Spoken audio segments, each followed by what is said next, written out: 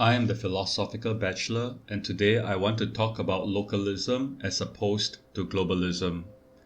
The following is a work of theory fiction, a text I prepared for a fictitious conference which is upcoming in March and April this year. In it, I extol the value of the local, but also the sense of displacement and the pressure of the global on the local. There was a choice to defend either the local or the global for this conference, and I chose to reflect on the local since it seems to be the more difficult and hence the more challenging position to back, rather than it being an encapsulation of my personal position.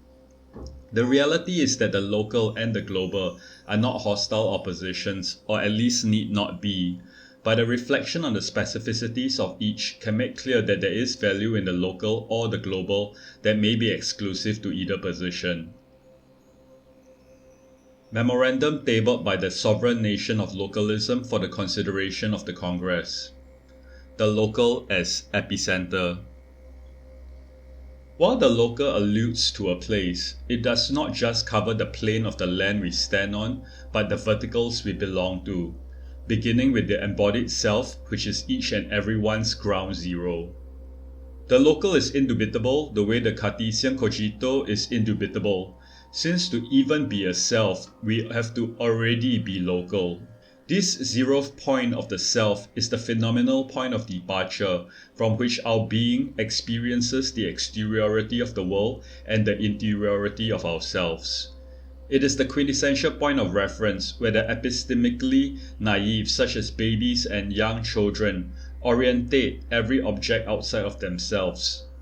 All distances between objects are cognized as relative to the eye and one another until we learn the concept of absolute positionality in spatial coordinates as an abstract construct. From the self as the primal local comes the recognition of what surrounds us in our immediate environment. The world of the fetus is confined to the warm watery milieu of the womb. Upon birth, a newborn takes in the real world for the first time. They will not even realize that there were more to the universe than the four walls delimiting the room until they are born as if by magic through the air to cross thresholds. As they move and are moved, their immediate expanse. The landscape of their home opens up to them, room after room. Then the world is discovered outside the windows. Then as a car, bus or train transports them, their horizon keeps growing. The immediate stretches and shifts. In the sense of Heidegger's Geworfenheit, we are thrown into the world. The world around us already exists prior to our existence. We are thrown into its midst, and whatever its condition for us, be it a grand mansion, a seedy apartment, or a war zone, these are our initial locale. Our local is given to us at birth. It is by accident, by chance, that we are born heirs to empires or into crushing debt. This gift can be a boon to some, but a poisoned chalice for others. We start with a certain set of conditions, but there is no necessity that we will or have to end with it. As we live, we venture beyond the local. Even from birth, we already begin taking in what is at first not local. As we inhabit more and more of our surroundings, some of it become our local. Our residences will be among the first places where we will feel at home. A house is not yet a home. For the lucky, home is the paradigmatic safe space. What makes a home homely is the sense of security, of belonging, the knowledge that we have a place where we can relax and be comfortable, where we can grow, develop and flourish. For the unhappy, even their home presents threats. It's not homely, but a site of trauma inhabited by fighting parents and characterized by abuse, suffering, abandonment, even torture for those who spend extended periods in captivity. For the lucky, let us not take our homes for granted.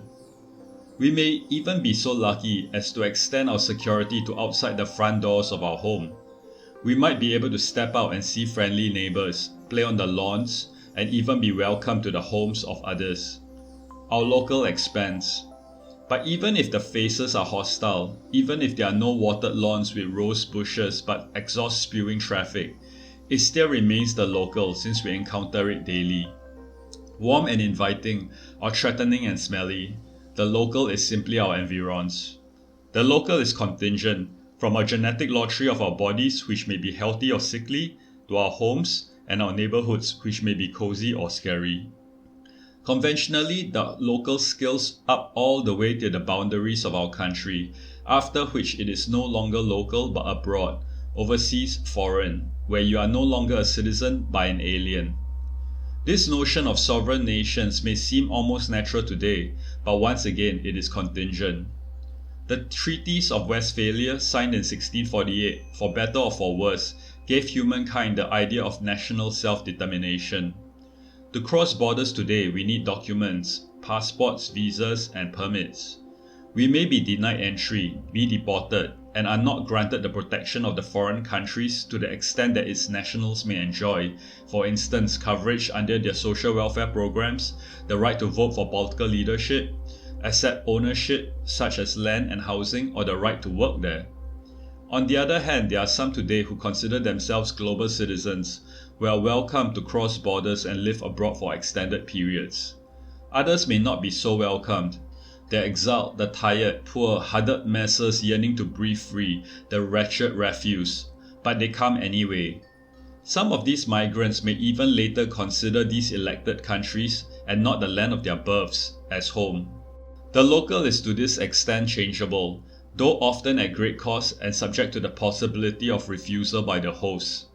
But what shall one do if what was once local has now become unrecognizable, where the familiar, perhaps the familiar, has become estranged, where the social fabric, the social contract, has been ripped to shreds, where war, economic collapse, famine or natural disasters have torn through the security of their lives to render it unviable and requiring escape to foreign shores? As with the familiar, the local can recede to the background, where one takes one's rights as locals for granted. The right to get an education, subsidized healthcare, a pension, unemployment insurance, to not be arbitrarily interfered with by the authorities, to call on the services of the police, ambulance services and fire department when needed, are just some of the common obligations many states owe to its citizens or residents. The right conditions of the local can support human flourishing. The wrong ones can impede it.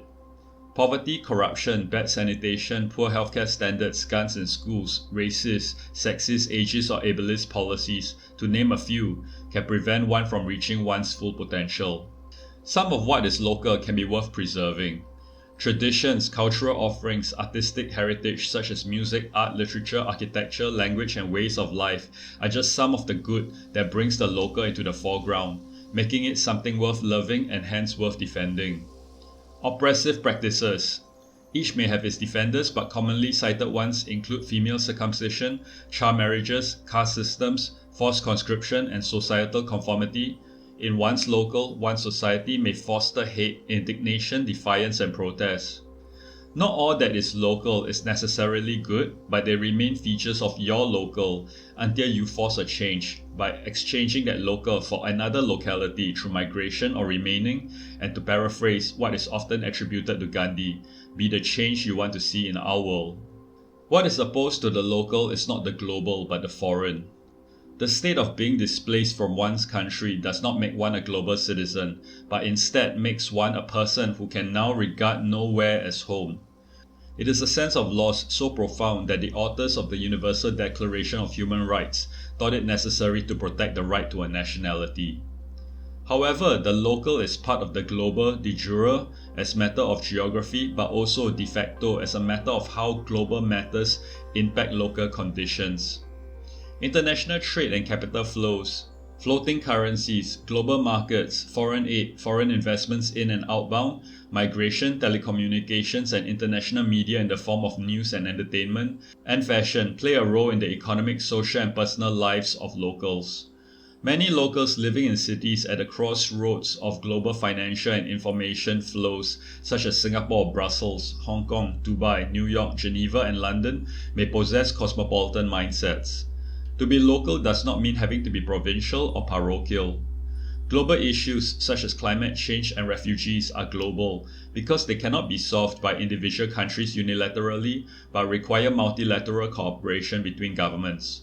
Often, global initiatives require local efforts, be it by local firms or individuals taking action. However, the local remains a vital viewpoint from which these affairs are regarded. Local interests may sometimes be prioritized over pressing international needs. Local issues literally hit closer to home, and hence may trouble a local's mind more compared to distant problems. A shared history, mythology, values, cultural references, language, cuisine, sports teams, and even ethnicity, though this has become problematic, can unite a people. Some of these may be hard to understand for foreigners. For instance, in the case of Singapore, Singlish, durians, or a seeming lack of animus for their former colonizers, with roads and schools named after British colonizers and their prominent statues and plaques retained. What can also be a powerful force for national unity are perceived external threats. A local may define oneself in a negative sense, for instance as a citizen of country A and not of B. However, the local as a collective of individuals does not have to entail homogeneity. Precisely because there is a plurality among the members of a society, should there be a need to decide on vital matters of disagreement, the political can arise as a mechanism to find a compromise between contested values and ideals. Diverse ways of life can thrive in the local, enlivening it with vibrancy.